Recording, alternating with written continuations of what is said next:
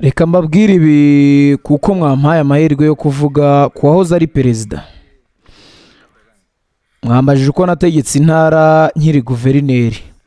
Muri icyo gihe Repubulika Iharanira Demokarasi ya Kongo yari ifite intara 11.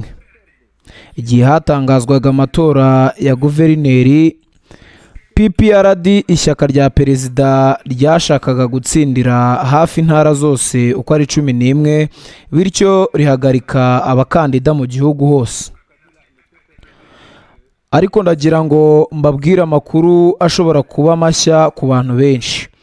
Ku butegetsi bwa Joseph Kabila, PPRD ntiyatsindiye intara zose uko ari 11, ahubwo yatsindiye gusa intara 5 cyangwa 6. Muri izo harimo Katanga yari iyobowe na Moise Katumbi, Kinshasa yari iyobowe na André Kimbuta, Province Orientale yari iyobowe na Medari, Kivu y'Epfo yari iyobowe na Vitali, Maniema yari iyobowe na Didier Manara, ndetse na Bandundu yari iyobowe na Dr Richard Ndambu. Ariko ndagira ngo mbamenyeshe ko izi ntara 5 zatsinzwe n'abakandida bigenga cyangwa abo mu mashyaka atarashyigikiraga perezida Joseph Kabila. Muri izo harimo Equateur yari iyobowe na José Makila, Congo Central yari iyobowe na Mbatia wari umukandida wigenga, Kasai Occidental yari iyobowe na Trésor Kapuku, Kasai Oriental yari iyobowe na Moise Katumbi icyo gihe atari muri PPRD, ndetse na Kivu ya ruguru yari iyobowe na Julien Kalupu, nawe wari umukandida wigenga nk'uko ubusabe bwe bwo kwiyamamaza bwari bwaranzwe na Joseph Kabila. Ibi ni ibintu urubyiruko rwinshi rw'ubu rutazi, kuko igihe nabaga guverineri muri 2007 benshi muri bo bari bakiri abana bato. Ibi birerekana ko natangiye kuyobora ndi mu bihe bikomeye. Natsinze umukandida wari ushyigikiwe n'ihuriro ry'amashyaka ryari ku butegetsi. Abantu bambwiye bati ujye witonda, ugiye kuba guverineri watsinze umukandida wa perezida, uzahura n'ibibazo bibiri bikomeye. Icya mbere, bazagerageza kukwirukana ku butegetsi. Icya kabiri, ugiye gusimbura ubutegetsi bwa Kongo. Icyo gihe bwafatwaga nk'ubwari buhagarariye inyungu z'u Rwanda muri Kivu ya ruguru. Ni kuko nahuye n'izo mbogamizi ebyiri: gutsinda umukandida wa perezida no gusimbura ubutegetsi bwari bwarashinze imizi i Goma. Ibyo byatumye kuyobora biba ikibazo gikomeye. Hashize ukwezi kumwe gusa leta yanjye irahiye, Kinshasa bahise batangira gutegura icyifuzo cyo kunyegura. Bashatse kunyirukana muri Kamena 2007, ariko ntibyashoboka. Hari n'ikindi kintu cy'ingenzi. Ku wa 14 Ukwakira 2007, Laurent Nkunda wari uyoboye umutwe wa CNDP warwanaga muri Kivu ya ruguru yandikiye inteko ishinga amategeko y'intara ayisaba gufata ingamba zo kunyirukana. Mu Gushyingo 2007 hashyizweho icyifuzo cyo kunyegura cyashyigikiwe n'abadepite bose ba PPRD na MRS bo mu nteko y'intara, ariko ntibyahagarariye aho. Muri 2008 no muri 2009 nahuye n'ibyifuzo 5 byo kunyambura umwanya wa guverineri. Impamvu nyamukuru ikaba ari uko nari natsinze umukandida washyigikiwe n'ubutegetsi bwa perezida Kabila. Ndashaka ko abanyekongo bamenya ukuri. Abantu nibareke gukomeza kuvuga ko ndi umuntu waremwe na Joseph Kabila cyangwa ko nateye imbere muri politike kubera gusa ko nari umuntu we wa hafi. Ibi ni ibintu bishobora kugenzurwa. Mushobora kubaza abanyacyubahiro bose bo muri Kivu ya ruguru akabahamiriza ko nari umuntu we. Muri bo harimo n'abaminisitiri ba leta Muwindo Nzangi dukorana muri guverinoma. Nawe ashobora guhamya ko ibyo mbabwiye ari byo byambayeho nkiri guverineri wa Kivu ya ruguru. Nabayeho muri politike yuzuyemo imitego n'ibibazo byinshi, ariko nabashije kuyinyuramo neza. Niyo mpamvu uyu munsi mumbona nkiri Julien Paluku, ubu ni minisitiri w'ubucuruzi bw'ububanyi n'amahanga. Ndasoza mvuga ko nakoreye muri politiki itari yoroshye na gato, ariko nayivuyemo ndi umunyapolitiki wize gucunga ibibazo no gutekereza kure.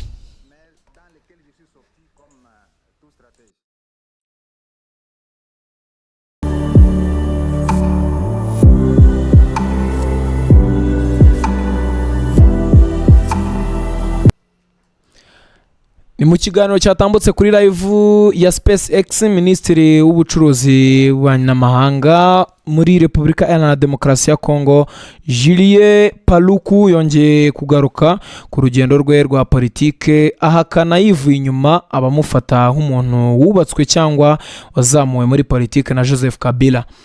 Julien Paluku yavuze ko abantu benshi bakomeje kugira imyumvire yuko ubutegetsi bwe muri Kivu y'Amajyaruguru bwaturutse ku bufasha bwa Joseph Kabila, ariko ashimangira ko amateka ye ya politiki agaragaza ibitandukanye n'ibyo. Yagize ati, sindi igihangano cya Joseph Kabila, ndashaka ko abanyekongo bamenya ukuri ku rugendo rwanjye rwa politiki. Paluku yavuze ko ishyaka rya PPRD rya Joseph Kabila ritigeze ryegukana intara zose za Kongo nk'uko bamwe babitekereza. Yavuze ko muri icyo gihe PPRD yatsinze gusa mu ntara 5 cyangwa 6 muri 11 zari zigize igihugu. Yagarutse by'umwihariko ku matora yamugejeje ku buyobozi bwa Kivu y'Amajyaruguru, avuga ko yatsinze nk'umukandida wigenga nk'uko kandidatire ye yari yaranzwe na Joseph Kabila. Yagize ati, intara ya Kivu y'Amajyaruguru nayitsindiye nkiri umukandida wigenga kubera ko kandidatire yanjye yari yanzwe na Joseph Kabila. Aya magambo agaragaza ko kuva mu ntangiriro z'urugendo rwe rwa politiki, Paluku atari umwe mu banyapolitike bari bashyigikiwe na Joseph Kabila, ahubwo ko yagiye atsinda anyuze mu mbaraga ze bwite no mu bufasha bw'abaturage. Yavuze kandi ko akimara kugera ku buyobozi bwa Kivu y'Amajyaruguru yahise abwirwa ko azahura n'ibibazo bikomeye bya politike. Nk'uko abivuga, bamwe mu banyapolitike bamubwiye ko azahangana n'ibibazo bibiri bikomeye. Cya mbere ko hari imbaraga zari kuzakora ibishoboka byose kugira ngo avanwe ku buyobozi. Cya kabiri ko azaba ayoboye intara yari imaze igihe kirekire iyobowe n'abari bafitanye isano n'u Rwanda binyuze mu mutwe wa RCD. Paluku yavuze ko nyuma y'ukwezi kumwe gusa arahiriye kuyobora intara, hatangiye gutegurwa imigambi yo kumweguza ku butegetsi. Yagarutse ku wa 14 Ukwakira 2007 avuga ko Laurent Nkunda wari uyoboye umutwe w'inyeshyamba icyo gihe yandikiye inteko y'intara ya Kivu y'Amajyaruguru ayisaba kumwambura inshingano. Icyo gihe ikibazo cy'umutekano muri Kivu y'Amajyaruguru cyari gikomeye cyane, aho imitwe yitwaje intwaro yari ikomeje kugenzura ibice byinshi by'iyo ntara. Mu Gushyingo 2007 hashyizweho undi mushinga wo kumwirukana ku buyobozi, washyizweho umukono n'abadepite bose bo mu mashyaka ya PPRD ndetse na MSR. Paluku yavuze ko hagati ya 2007 na 2009 yahuye n'imishinga 5 yose yashakaga kumuvana ku butegetsi.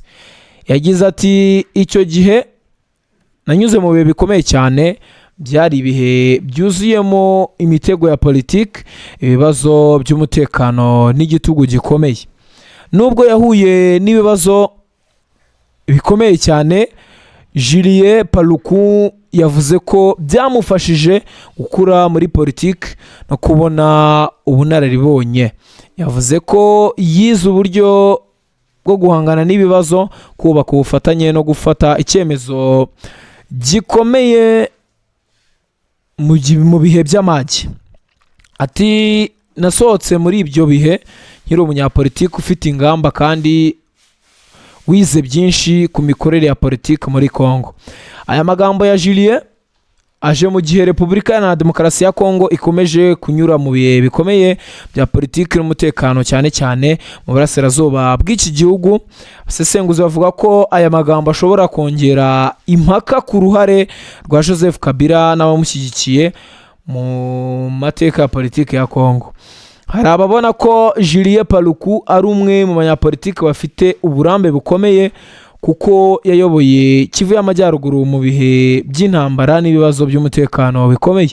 Abandi nabo bavuga ko amagambo ye ashobora kuba ari uburyo bwo kongera kwerekana ko afite ubwigenge muri politiki ndetse no kwitandukanya n'amatsinda ya politiki yahoze ku butegetsi.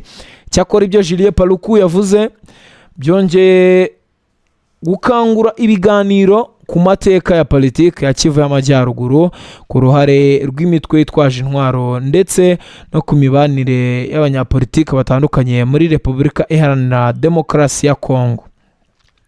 Mu gusoza ikiganiro cye, Paluku yavuze ko yifuza ko abanyekongo basobanukirwa amateka y'ukuri y'urugendo rwe rwa politiki kandi bakareka kumufata nk'umuntu wubatswe na Joseph Kabila.